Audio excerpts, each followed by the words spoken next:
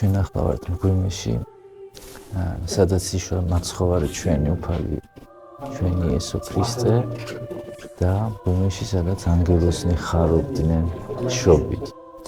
როდესაც ახალი სიცოცხლე და მარადიულობა იშვა კაცთა გამოსახსნელად. სულ სხვა ემოციებია და სულ სხვა განცდა ამ ადგილას.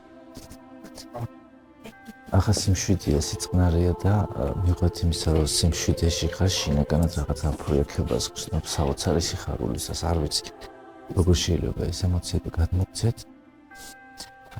ჩვენს წინ არის კიდევ ერთი წმინდა ადგილი, სადაც არის მაცხოვრის ბაგა.